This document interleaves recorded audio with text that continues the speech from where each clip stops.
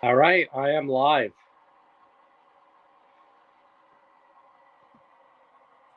I will just wait for people to come in, and then I will introduce my special guest.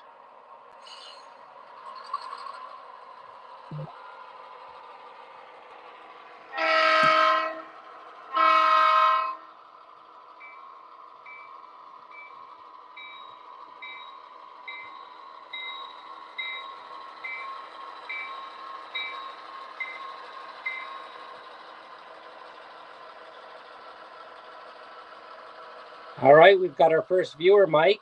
Nice. Yes. Welcome. Welcome. Welcome to the Mike H.O. Trains layout, shelf layout. shelf layout. All right, we need a better name. Yeah, I don't have a name yet. We need a name. Where are we located?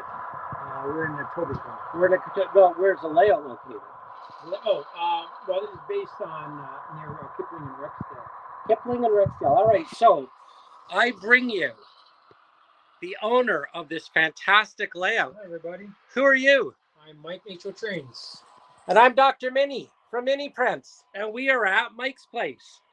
And I'm just showing Bernard, Dr. Minnie, my shelf layout that I've completed. It's about 80% done. It's taken me about 6 months to work on. Everything you see here is scratch built, from the buildings to the telephone poles to the basically the pipe systems, the towers. Everything is completely scratch built. There's wood behind these, so these things will last forever. And I will, of course, do tutorials on all of these. But yeah, Bernard is my first guest. I am the first guest to see this. Do you want to start at one end and give us a tour? Yeah. All right. Let me just. I can turn the camera around for a minute, and then we'll just introduce ourselves to everybody. So this is where I get to do this crazy sort of. This is where I like touch everything twice. Now is it recording? Like, will it record? Oh yeah, it's recording while I do this. Let me just flip the camera around. That's a lot I gotta do. And then I go like this. Hi everybody. Hey, it's Dr. Minnie here from Mini Prints. I'm here with my good friend Mike. You can check out Mike's stuff on Instagram at Mike H.O. Trains. Mike H.O. Trains, all one word, all lowercase. And YouTube, Mike H.O. Trains. Mike H.O. Trains. And we are here, and let's actually turn around so we can see the layout behind us. There we go. We are looking at this incredible shelf layout, and I'm the first visitor to see it.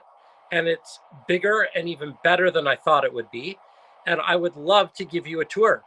What do you think, Mike? Yep, sounds great. All right, let's do this. Okay, we'll start this end. All right, so here, We'll start at the food processing plant. Let's start the food processing plant. I'm going to turn the camera around. Okay. And we can probably start here, and we'll just pan around. All right. So, Mike. So basically, what I started out was doing was this is actually my first building that I scratch built. Okay. And it was basically my prototype based on everything else that I wanted to do. And basically, this functions as a processing plant, so I can have my refrigerated cars come in on this side, and then if I need to switch them, I'll use this track here. And then also I bring in corn syrup cars that will go on this side of the track. So this is what all these pipe systems are for.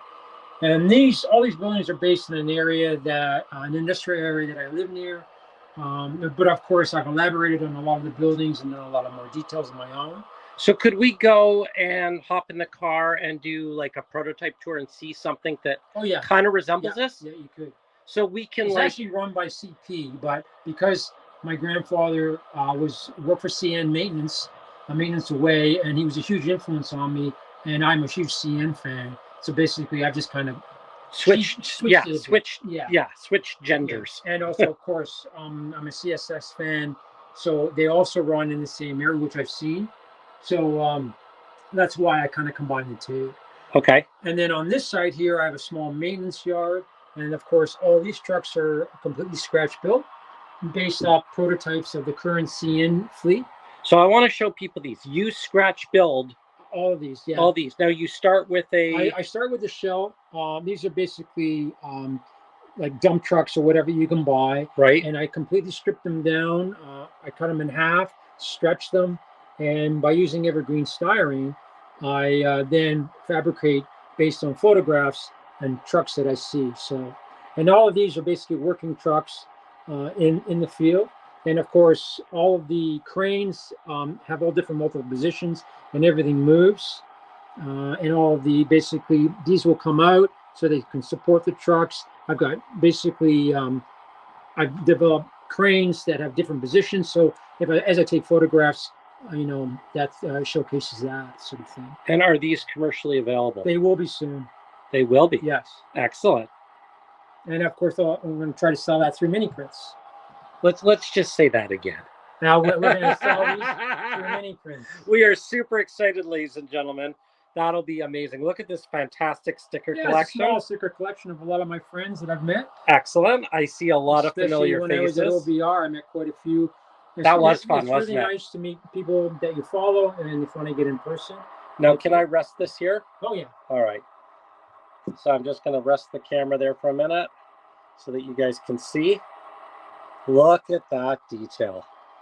All right, we've got some comments. And then, of course, we've got the Mini Prints wood chipper here. Oh, yeah. That comes painted, and you can buy that online now. That's right. Mike is painting I'm selling the generic unpainted, and then Mike is painting some up. So for only $10 more, you can get a really nice detailed one. Yeah, they're really nice. I put a lot of effort into them, and stickers, and look at all that. Custom stickers on them and everything. So what's the sticker say? It's got danger rotating blades on it. Danger rotating blades. It's kind of the story of my life. Yeah, exactly. So you can see I change it up all the time. I move the trucks around. It's really good for photography. And the area that I do model is heavily filled with graffiti and garbage everywhere. Yeah, I see a lot of graffiti and garbage. And also when I'm building stuff and I'm showing people how to recreate this stuff, you don't need to have everything straight. Fences are bent. Like these are, like you can see, this fence has been damaged. That's where the kids broke in. Yeah, exactly. Or the fence has been cut, as over here, and so on. So, any layout, you want to add as much realism as you can. So that brings more of the realistic nature of what you're trying to photograph and bring out. And that's really what I'm trying to come across. Do you want to hear some of the comments? Yeah, sure. Anthony Borden says, hey, Bernard and Mike H.O. Trains. Hey, Anthony. Quentin Webb says, wow, that's wicked quick to build all that. Thank you, sir. Dwayne's Fork and Spoon Railroad says, details are amazing. And Anthony again says, superb work, Mike, great layout. Thank you. And we got a new person, CMD Models comes in. Great layout, attention to details, beautiful. P.S. Invest in some microphones that clip to your shirts. Yeah, that's a really good idea. Sorry about the audio. Next time. Let me just turn down. We'll turn the sound down. Thank you for mentioning that. Yeah. I know this was kind of impromptu. At the moment. This is me on my cell phone, but maybe we'll come back and do this properly. More detailed. But I hope you can hear us. Sorry about that. But it's visual anyway. You don't need to listen to us drone on. Yeah. Just look at the pretty pictures. Wow. Okay, so where did we stop? We start off with the food processing plant. Yep. This is basically a warehouse, distribution warehouse. Okay. And it's really run down. As you can see, there's holes in the awnings up here, and it's tons full of graffiti. And so basically, I've kind of structured it and copied it based on some of the current buildings that I see in the area. And again, so all this detail. Look at the wires. The wires, they're just hanging all over the place. And you'll notice one of the graffitis called K-Dog. That's just a friend of mine. He's a really cool graffiti artist. And so I kind of put him all over the place. So nice. I love the holes in the, look at the details on the top of that awning. Yeah, it's really cool. Amazing. It shows the age and so on. And same with the tanks. These are basically PVC pipes that I've cut and detailed. And I will do a tutorial on how I've built everything on this layout. I will be doing tutorials on each element so people can do it themselves. Again, this has been scratch built. So it's one of my favorite things, and it all comes apart and everything moves, and this moves back and forth. Because basically these things crawl along, and then they go across like this. So, and then of course this moves back and forth, and it's really fun when you're hooked back on top of a train and So on. now we need to figure out how to put a decoder in there and make it move. Yeah, that would be pretty amazing. So even the little signals here, oh, yeah? these are all handmade. I did saw a you did tutorial on that. And where can people find that tutorial? That'll be on my YouTube channel, Mike YouTube? HO Trains. Okay, good. Yeah. Yeah, you post quite a bit on there, don't you? Yeah, You're I'm starting very active. to. Everybody's wanted me to put more stuff on YouTube than Instagram. Yeah. So I'm kind of balancing both, especially the longer videos, because on Instagram you're only allowed basically a minute. Right. So on YouTube now I can really go into more and more details. Nice. And sort of like teach people how to do this, because I've been doing this for, well, my background is illustration animation. You're an artist. As an artist, and Yeah. I started out in claymation, building sets and all that. Like this whole thing is completely portable, so it can be broken down just like a set. Can it be moved easily? Oh yeah. Can you move it? Basically, if you notice, it's on ladder legs. Okay. So if it can be moved easily, can you move this into my house? Sure. Yeah. Once we clean up the other part. So this building here is just a warehouse. It's really run down. They only really basically use one of the doors. So I got the idea. I noticed that they had like a small little cage that locked up because of the amount of homeless guys around. They apparently, when I was talking to one of the guys, they had a bunch of stuff stolen. So that's what they did there. And this building itself is heavily graffiti. The only thing it doesn't have is mini prints, which I'm going to have to add as graffiti. A graffiti. Oh, nice. Yeah. Dwayne would like to know what the name of your YouTube channel is. It's Mike HO Trains. So Mike. Yeah, HO Trains. Trains plural, all lowercase, all one word. Correct. Yeah. All right, check it out, Dwayne. It's pretty spectacular. And then over here, I built some tanks, and of course, the electrical system that goes into transformer is in the corner. That was all scratch built. And then the wood itself, guys ask me or people ask me how I did this. This is all balsa wood. The roads, you mean? Yeah, the road is balsa wood coated wow. with varathane and then painted with a series of grays. And then I use Vallejo colors of washes on top of it. And this is basically how I got this. And then, of course, this is wood, because the really cool thing is that you can carve into this stuff if your train is sticking or whatever. Sure. And it just gives you a lot more flexibility than plastic or something else. And I see you've got details like derails here. Oh, everything. Yeah, I scratch built the derail. Nice. So, and now I'll do a tutorial on that if somebody laughs. And crossings and shanties. The only thing I need to put in is actually crossing gates, which I will eventually put in here. But I don't have them move. There's no really need for that. Right. And then this is my fourth building that I just finished. This is either this can be multiple things. I haven't decided really what it's going to be. It can be a lumber processing mill. It can be a coal factory. Whatever I need it to. It's just really, really dirty and messy. It's been a long time. And of course, you pan up, you can see there's another layer. This section comes off, so it's basically built into two sections. And Chris with a K says hello. Hey, Chris. That would be our good friend Chris. So yeah, this is it's 12 feet by 2 feet. Okay, so I'm gonna do a little pan here. Okay. I'm just gonna slowly pull out. How did you make the road? The road is made with balsa wood. Balsa wood. Yep. Okay. Anthony wants to know. I will do a tutorial on how I made the road. Up and coming. So how many hours do you figure you've got into this? Well, I started May of this year. Seriously? I just finished. Yeah. May. Yeah. And it was track laid, or is that everything? I cut the wood beginning of April. Okay, I'm leaving. I can't hear this anymore. You'll see mine. Mine is 7 years in the basement. Really? Yeah, and wow, you work fast. Because I've been in production and deadlines and so on. I always set deadlines for myself so I can get things completed. Basically, everything here to me is 80% done. So I give myself 20% to basically, as I walk around and I notice buildings and details, and I will come back and add more and more details. So not everything is done. Like originally when I put these up, there wasn't any wires here. And then I started walking around. I noticed these buildings, which I did post on my Instagram. And I said, look at all the wires on this one building. And sure. of course, gave me an idea. Oh, I got to put more wires on it. Right. So So that's you why go deep. You yeah, I go really, into- really deep. Yeah. And the same with the stair, like the railings and everything.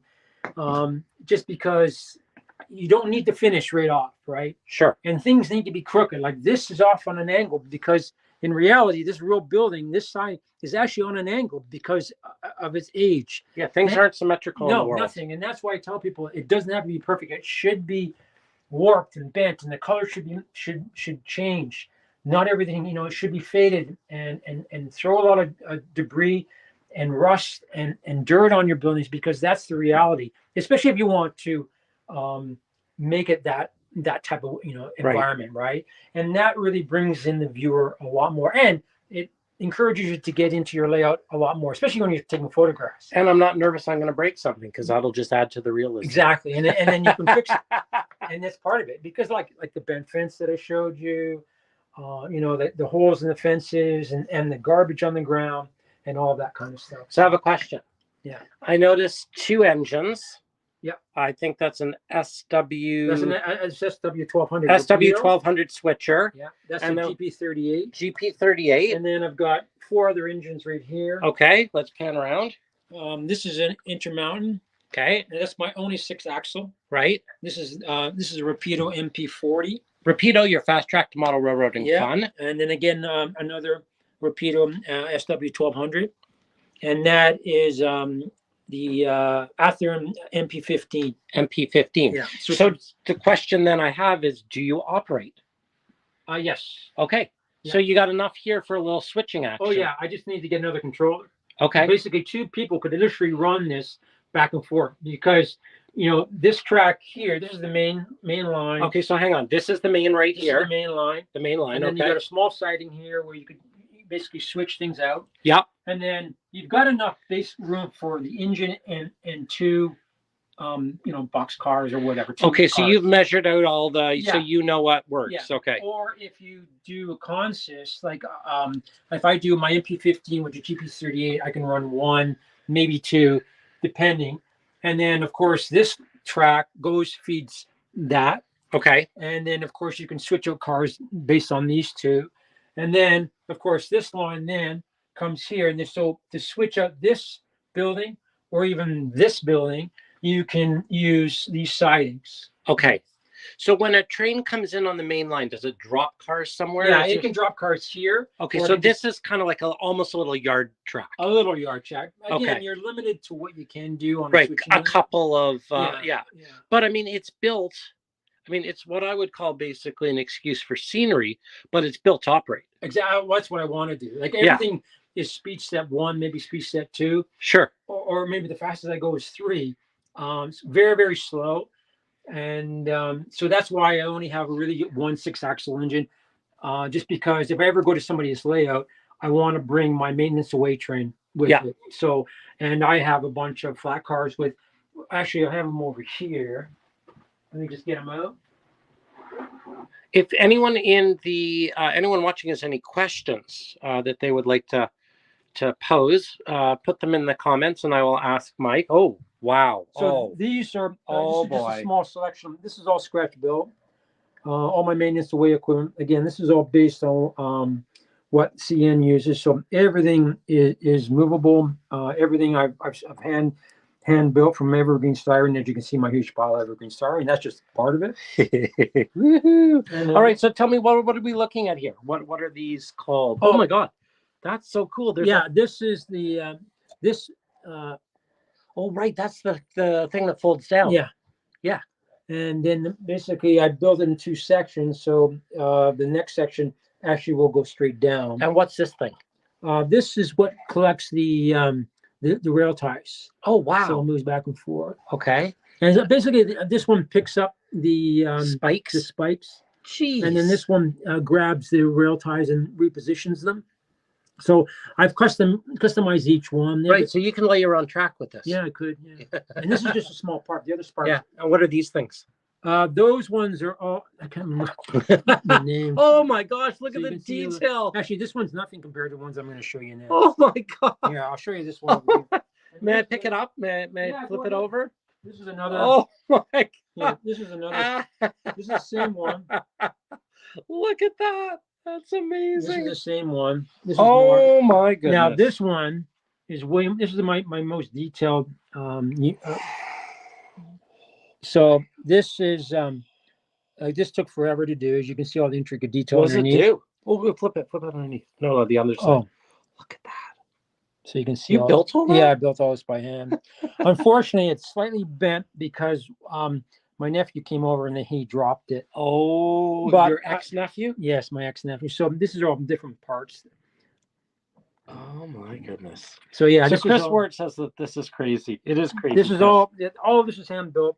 It's my maintenance yard, maintenance away equipment. Oh my goodness. So yeah, if you give me a picture, I can build it. It's just because this is what I've been doing for over 30 years. I've been, as a claymation artist and a set builder, we were given basically just an idea and we had to run with it. So yeah, this stuff comes really easy to me. So that's spectacular. you know. It's just amazing.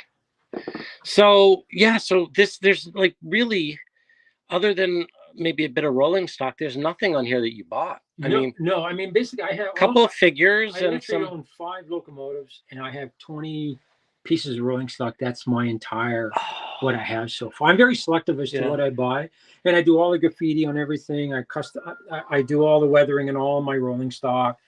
I just I'm going to do some tutorials on how to do graffiti. So basically everything you see here I will do tutorial on my YouTube channel. That's Mike H.O. Trains in the next coming months. So look forward, and I will post it. And a lot of people have asked me, hey Mike, how do you do this? And I will of course do a video. And then because one of the guys asked me, how do you do telephone poles, or how do you do the fences? So I did a fence video. I'm working on a video for telephone poles. So and then I actually about 4 people asked me about my latest building. So I'm going to break this one down so people can kind of get an idea of how I built this. It's very, very easy. You get some pine wood. You just use your imagination. I'll Sure. do a video based And on the advantage of this too is these are all original. Like these are not this is not the Walters Railroad. This is see, I grew up building Walters kits, and unfortunately every time I got a Walters kit I had to modify it. I either structurally had to make it not implode onto itself, which a lot of time is. If you moved your layout, you could not move a Walters kit without breaking it. Yeah. It's impossible. They're just too fragile. A lot of times also when you got parts that everything was warped, misshapen, and I ended up having to fix probably 70% of what I bought. And then on top of that, I would scratch build more and more elements, like the rooftop elements and stuff, because they never gave you enough. There wasn't much detail. And so I just find that it's easier for me to scratch build everything based on photographs. And people say, "Oh, once you get a 3D printer, you can do it." Sure, I can, but I don't have I can't afford it. Number one, and number two, I'm faster at doing this than waiting for it to 3D. Sure, right. Just tell me what you need. Yeah, there are certain things I do need that I just can't. I don't have the time. And again, when you're doing this stuff too, time is everything. So there are certain things that a 3D printer can just save you so much time. Well, if you're doing like 20 of something. Exactly. Yeah. Like we were discussing, like I need at least 6 or 7 forklifts. Yeah. Which you'll get. I need more boxes and crates and everything just to give more and more details to. There's a lot of detail right here, but I want more detail because that was going to be my question. So first I will read a comment from John Garvin. Sure. Who says the tutorial on the switch stands were great. Oh, great. I needed some for my layout. So that's nice. That's perfect. So thank you, John. My question, which you've just touched on, is like, to my mind, this looks done. Yeah. But what do you think is the next thing? Like, the next things for me is just more finer details. Okay. So more. Yeah. Like I'm going to add some piping systems to this. I still have to put downspouts on a lot of the buildings. Yeah, I was going to mention that. That was a glaring error I saw. Yeah, huge error. Yeah, there's backup everywhere on the roofs. Because as you can see, the roofs themselves are so dirty. and stained and so on. Of course, all roofs are. Oh You my know, goodness. I take a lot of photographs. My roof should look that horrible. And that's the the beauty of it. Because I can tell people, there's no right and wrong way of doing this, especially when you're dirtying up your model, because it's up to you how you feel, what you want to do. And people are really intimidated about, literally about doing their locomotives or the rolling stock. Sure. But it brings so much life into it, and I think you should just try it and just start out small. And that's what I do. I will do a little bit, and I will walk away from it. Then I'll come back and I'll do a little bit more, and so on. That's the same thing with the buildings, and same thing when you're building your layout. I always tell people, get a signature scene, which is really, really important, because I watch a lot of YouTubers, a lot of guys that have these massive layouts that they will never finish, and they get really despondent because they go, oh, wow, I've just done too much, right? Guilty. That's me he's talking about. So I always tell people, do a signature scene, do a small section like this. Yep. Focus on it, get it 70% done, that you can literally put your camera up, and one of the key things is when you're doing photographs, a friend of mine showed me, is invert your phone so it's upside down, and then you can take ground level photographs. Oh, wow. right? Look at that. Yeah.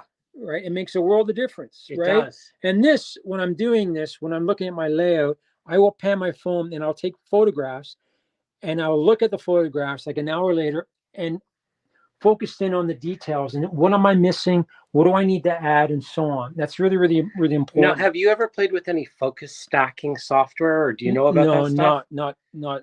I've always been curious about that. Wow. So do you have a favorite scene? Or is that like you love all your children? Basically, yeah. Like this was my favorite building when I started, right? Right. And then all of a sudden, I went to this one. I go, wow, this is really my favorite building. Because then this one. Then this one, and then this one. Okay. But one of I guess my favorite building is actually this one. This is just because the colors really worked out well. Yeah. The details, the graffiti, and it really symbolized the whole idea of what my layout, what I wanted my layout to look like. And I'm guessing that we know the location, but the era is current day. So you're modern day. Yeah, I do modern day. Yeah. And that's the beauty of it, because then I can just continuously add. Sure. And then when I decide to do an expansion next year, maybe another 7 or 8 feet, I'm already started a prototype of my building, which I will document, and it's going to be one major giant complex. So with all these tanks and everything. So it'll be similar to this, but 3 times the size of this building on one particular layout. So that will be able to, there'll be like a huge sections for these 3 sections for switching. Sure. So that's my next plan. So unbelievable.